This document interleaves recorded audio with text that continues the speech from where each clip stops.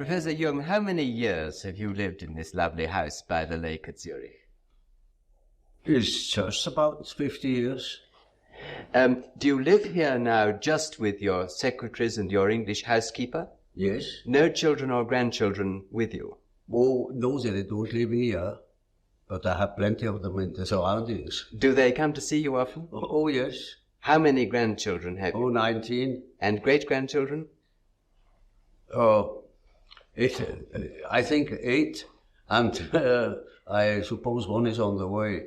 And do you enjoy having them?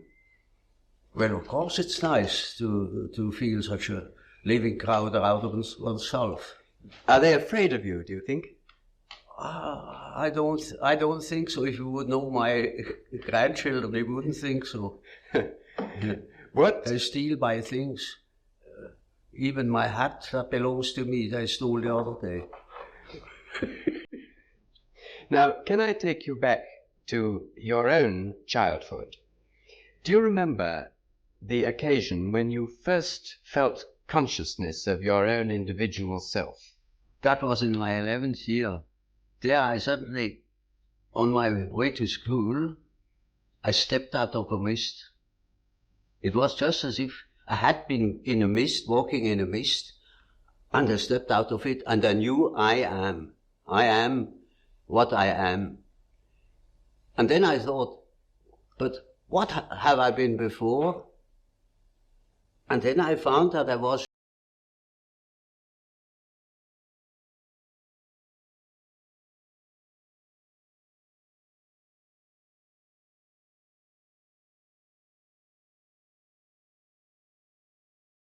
Now, was that associated with any particular episode in your life, or was it just a normal function of adolescence? Well, that's difficult to say. As far as I can remember, nothing had happened before that would explain this sudden coming to consciousness. You hadn't, for instance, been quarrelling with your parents or anything? No. What memories have you of your parents? Were they strict and old-fashioned in the way they brought you up? Oh, well, you know, they belonged to the later parts of the Middle Ages. And my father was a parson in the country, and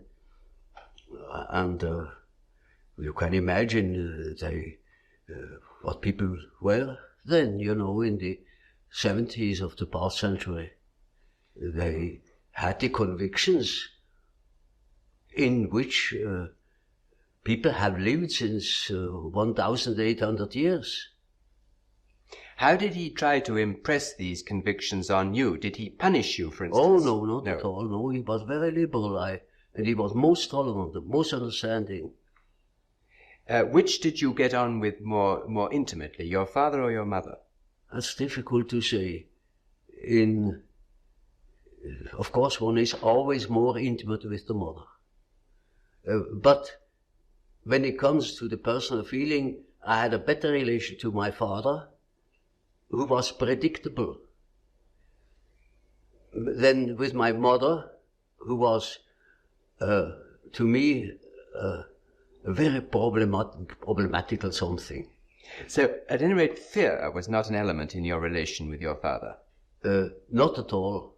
Did you accept him as being infallible in his judgments? Oh, no, I knew he was very fallible. How old were you when you knew that? Now, let me see.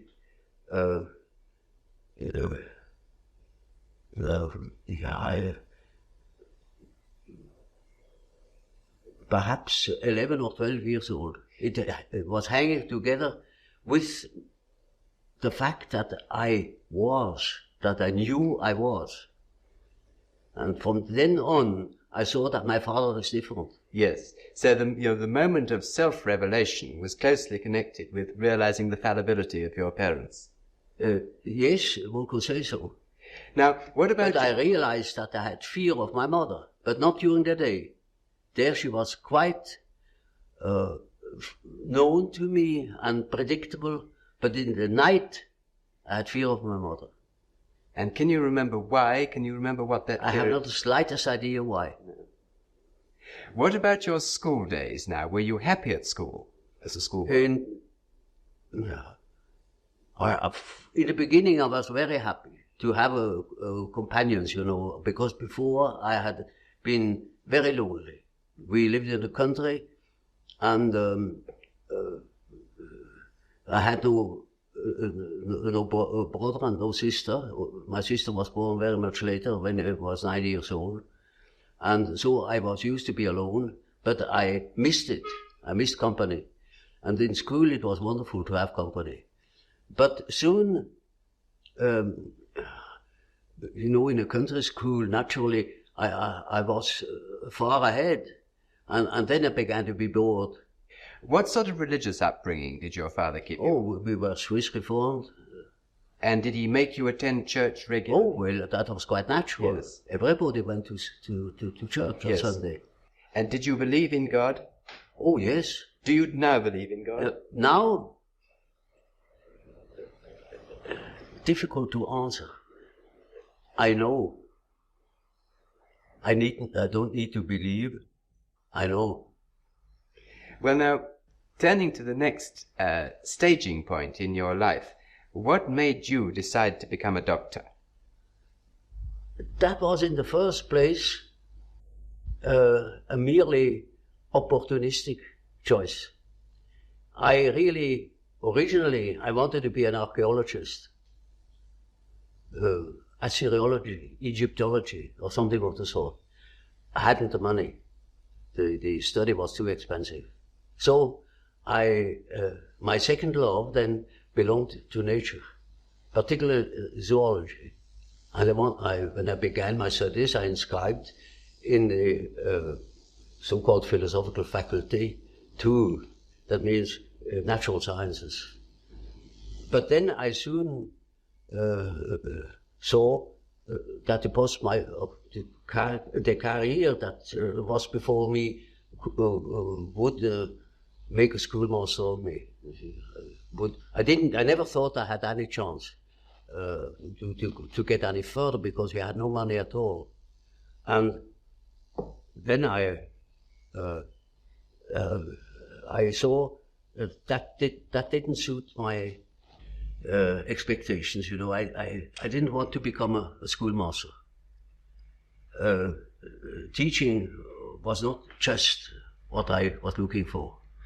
And so I remember that my grandfather has been a doctor, and I knew that when I was studying medicine, I had a chance to study natural science and to become a doctor. And a doctor can develop. You see, he can have a practice. He can choose his scientific interests more or less. At all events, I would have more chance than being a schoolmaster. Also, the idea of doing something useful with human beings appealed to me. And did you, when you decided to become a doctor, have difficulty in getting the training at school and in passing the exams? I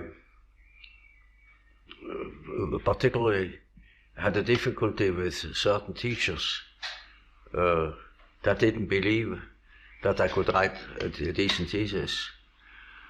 I remember one case where the teacher had the habit to discuss the papers written by the pupils, and he took the best first, and he went through the whole number of the pupils, and I didn't appear, and I was badly troubled over it. And I thought, well, it is impossible that my thesis can be that bad. And when he had finished, he said, there is still one paper left over, and that is the one by Jung. That would be by far the best paper if it hadn't been copied. He has just copied it somewhere, stolen. You are a thief, Jung. And if I knew where you have stolen it, I would fling you out of school. And I got mad, and I said, this is the one thesis where I have worked the most, because the theme was interesting, in contradistinction, you know, to other themes which are not at all interesting to me. And then he said, you are a liar. And if you can prove that you have stolen that thing somewhere, then you get out of school. Now that was a very serious thing to me, because what else then, you see? And I hated that fellow, and that was the only man I could have killed, you know. If I had met him once at a dark corner, I would have shown him something of what I could do. Did you often have violent thoughts about people when you were young? No, not exactly. Only when I got mad. Well, then I beat them up. And did you often get mad? Not so often, but then for good. You were very strong and big, I imagine. Yes, I was pretty strong. And you know, reared in the country with those peasant boys, it was a rough kind of life. And I would have been capable of violence, I know. I was a bit afraid of it. So I rather tried to avoid critical situations because I didn't trust myself. Once I was attacked by about 7 boys, and I got mad. And I took one and just swung him round with his legs, you know, and beat down 4 of them. And then they were satisfied. And were there any consequences from that after? Oh, well, I should say yes. From then on, I was always suspected that I was at the bottom of every trouble. I was not, but they were afraid, and I was never attacked again. Well, now, when the time came that you qualified as a doctor, what made you decide to specialize in being an alienist? Yeah, that is rather an interesting point. When I had finished my studies practically, and when I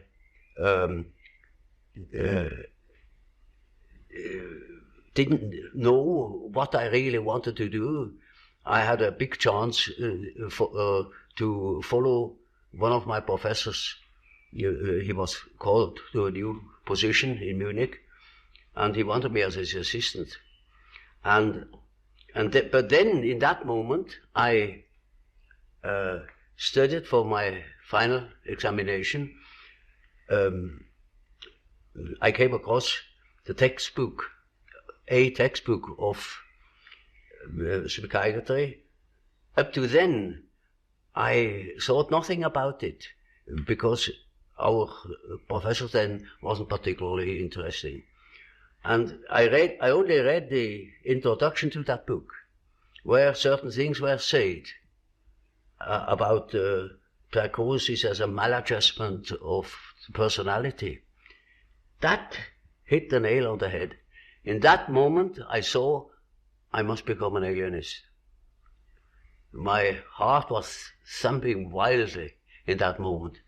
When I told my professor I wouldn't follow him, I would study psychiatry, he couldn't understand it. No, my friends, because in those days psychiatry was nothing at all. But I saw the one great chance to unite certain contrasting things in myself, namely, beside medicine, beside natural science, I always had studied history of philosophy and such subjects. It was just as if suddenly 2 streams were joining. And how long was it after you took that decision that you first came in contact with Freud? Oh, you know, that was at the end of my studies, and then it took quite a while until I met Freud. You see, I finished my studies in 1900, and I met Freud only very much later. I read, in 1900 I already read his dream interpretation and the Freud studies about hysteria, but that was merely literary, you know. And then in 1907 I became acquainted with him personally. Will you tell me how that happened? Did you go to Vienna? Oh, well, I'd written a book about the psychology of dementia precox, as one called schizophrenia then. And I sent him that book, and thus became acquainted. I went to Vienna for a fortnight then, and then we had very long and penetrating conversations, and that settled it. And this long and penetrating conversation was followed by personal friendship. Oh yes, it soon developed into a personal friendship. And what sort of man was Freud? Well, he was a complicated nature, you know. I liked him very much, but I soon discovered that when he had thought something, then it was settled, while I was doubting all along the line. And it was impossible to discuss something really à fond. You know, he had no philosophical education, particularly, you see, I was studying Kant, and I was steeped in it, and that was far from Freud. So from the very beginning, there was a discrepancy. Did you in fact grow apart later, partly because of a difference in temperamental approach to experiment and proof and so on? Well, of course, there is always a temperamental difference. And his approach was naturally different from mine, because his personality was different from mine. That led me into my later investigation of psychological types. There are definite attitudes. Some people are doing it in this way, and other people are doing it in the other typical way. And there were such differences between myself and Freud too. Do you consider that Freud's standard of proof and experimentation was less high than your own? Well, you see, that is an evaluation I'm not competent of. I am not my own history or my historiographer.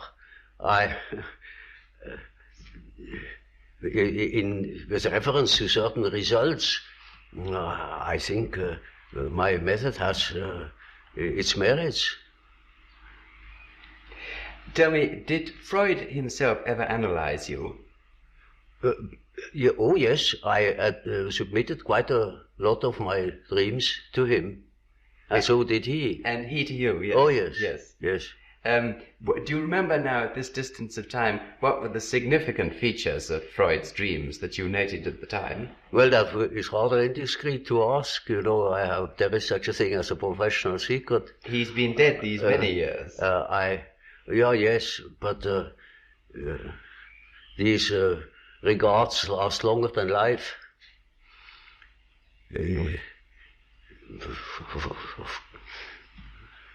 I prefer not to talk about it. Well, may I ask you something else then, which perhaps is also indiscreet? Is it true that you have a very large number of letters which you exchanged with Freud, which are still unpublished? Yes. When are they going to be published? Well, not during my lifetime. You would have no objection to them being published after your life? Oh, no, not at all. Because they are probably of great historical importance. I don't think so. Then why have you not published them so far? Because they were not important to me enough. I see no particular importance in them. They are concerned with personal matters? Well, partially. But I wouldn't care to publish them. Well now, can we move on to the time when you did eventually part company with Freud?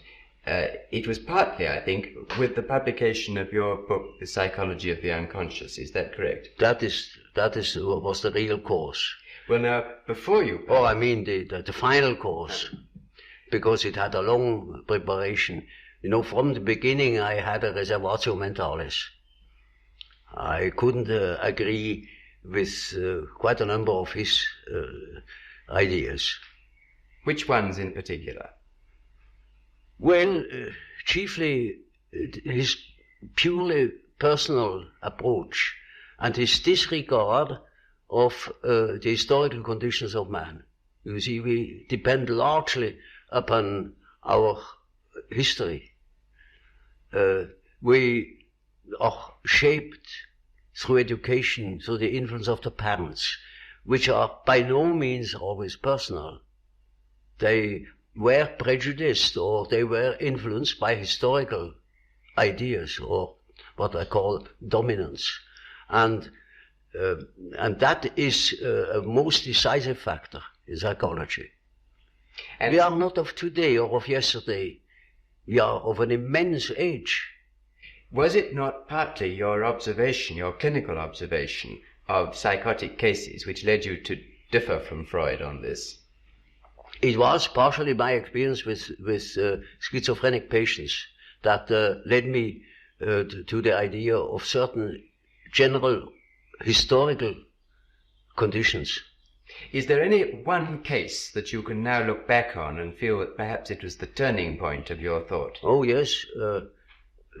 I made quite a number of experiences of that sort, and I went even to Washington to study Negroes at the psychiatric clinic there in order to find out whether they have the same type of dreams as we have.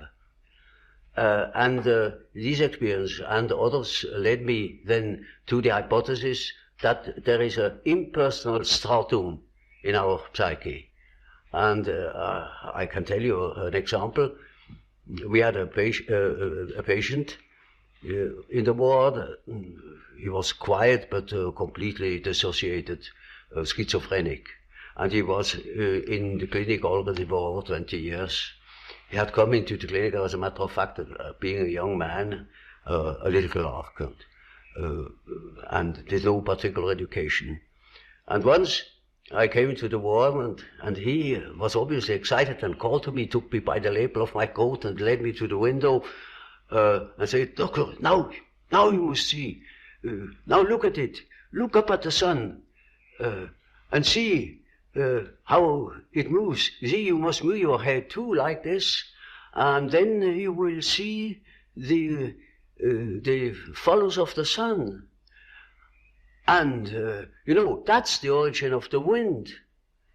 And you see how the sun moves as you move your head from one side to the other."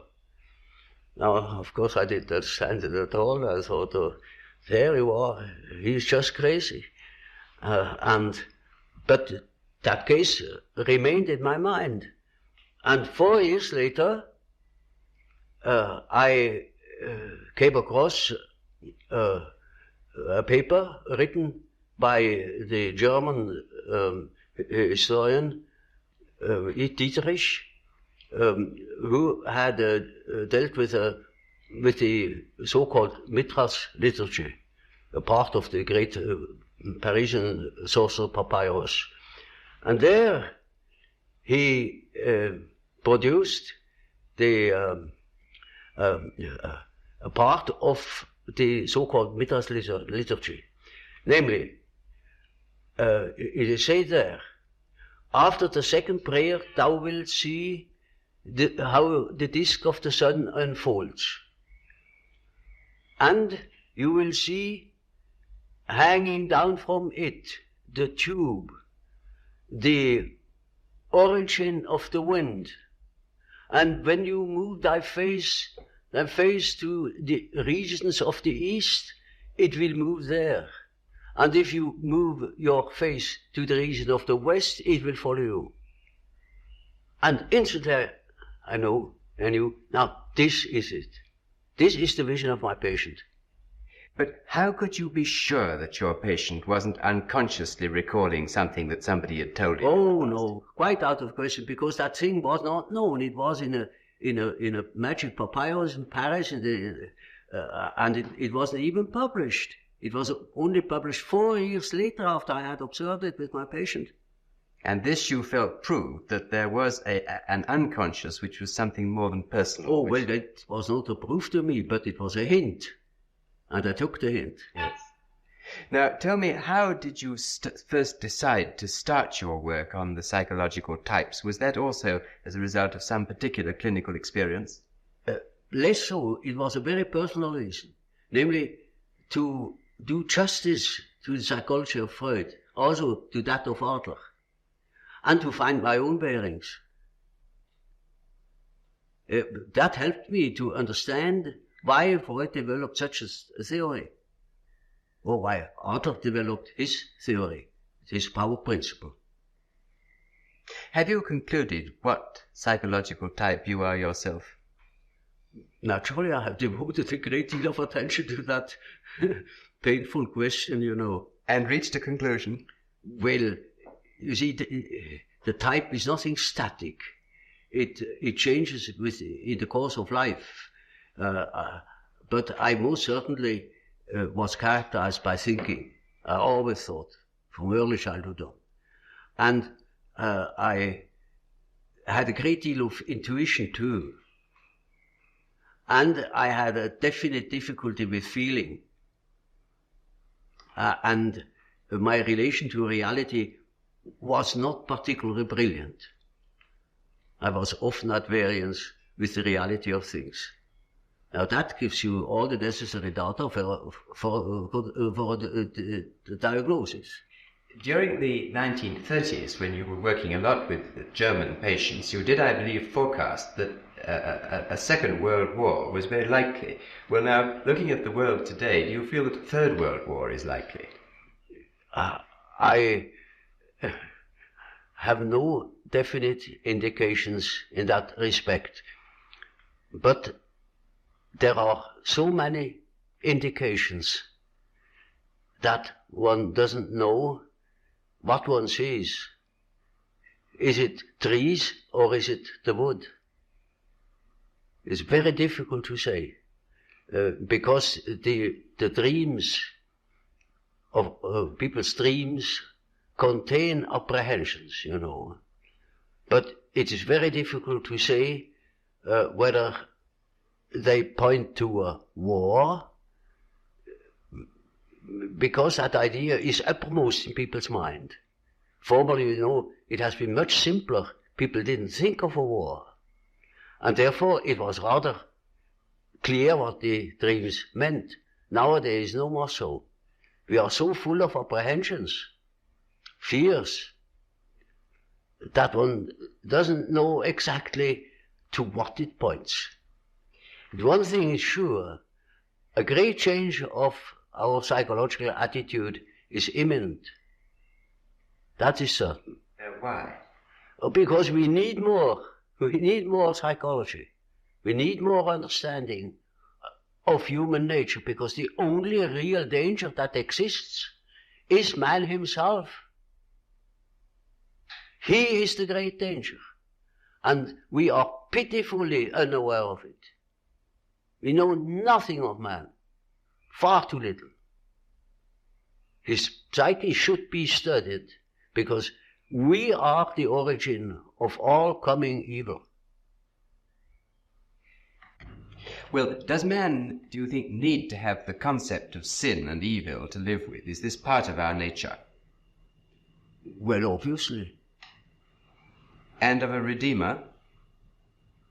That is an inevitable consequence. This is not a concept which will disappear as we become more rational. It's something which... Well, I don't believe that man ever will deviate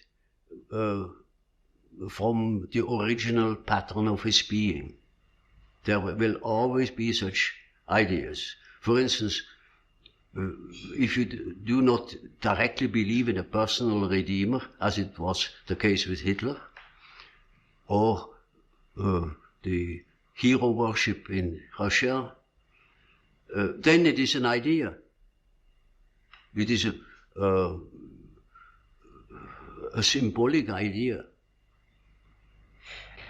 You have written at one time and another some sentences which have surprised me a little about death. Now, in particular, I remember you've said that death is psychologically just as important as birth, and like it, it's an integral part of life, but surely it can't be like birth if it's an end, can it? Yes, if it's an end. And there we are not quite certain about this end. Because, you know, there are these peculiar faculties of the psyche, that it isn't entirely confined to space and time. You can have dreams or visions of the future. You can see round corners and such things. Only ignorance deny these facts. It's quite evident that they do exist and have existed always. Now these facts show that the psyche, in part at least, is not dependent upon these confinements. And then what? When the psyche is not under that obligation to live in time and space alone, and obviously it doesn't, then to that extent the psyche is not submitted to those laws. And that means a practical continuation of life, of a sort of psychical existence beyond time and space. Do you yourself believe that death is probably the end, or do you believe that? Well, I can't say. You see, the word belief is a difficult thing for me. I don't believe. I must have a reason for a certain hypothesis. Either I know a thing, and when I know it, I don't need to believe it. If I don't allow myself, for instance, to believe a thing just for the sake of believing it. I can't believe it.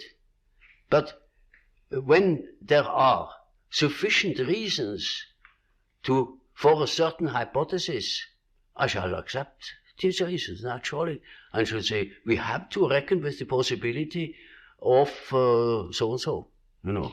Well, now, you've told us that we should regard death as being a goal, yes, and that to shrink away from it is to evade life and yes, live life purposely. Yes. What advice would you give to people in their later life to enable them to do this, when most of them must in fact believe that death is the end of everything? Mm-hmm. Well, you see, I have treated many old people, and it's quite interesting to watch what the unconscious is doing with the fact that it is apparently threatened with a complete end. It disregards it. Life behaves as if it were going on.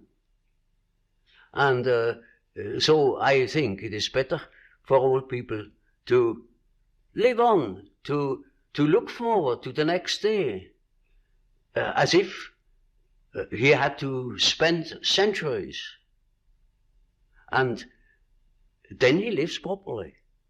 But when he is afraid, when he doesn't look forward, he looks back, he petrifies, he gets stiff and he dies before his time. But when he is living on, looking forward to the great adventure that is ahead, then he lives. And that is about what the unconscious is intending to do. Of course, it's quite obvious that we are all going to die, and this is the sad finale of everything. But nevertheless, there is something in us that doesn't believe it, apparently. But this is merely a fact, a psychological fact. Doesn't mean to me that it proves something. It is simply so. For instance, I may not know why we need salt, but we prefer to eat salt too, because you feel better. And so when you think in a certain way, you may feel considerably better. And I think if you think along the lines of nature, then you think properly. And this leads me to the last question that I want to ask you. As the world becomes more technically efficient, it seems increasingly necessary for people to behave communally and collectively. Now, do you think it possible that the highest development of man may be to submerge his own individuality in a kind of collective consciousness? That's hardly possible. I think there will be a reaction.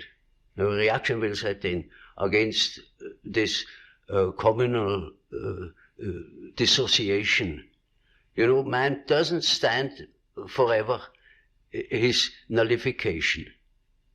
Once there will be a reaction, and I see it setting in. You know, when I think of my patients, they all seek their own existence, and to assure their existence against that complete atomization into nothingness or into meaninglessness.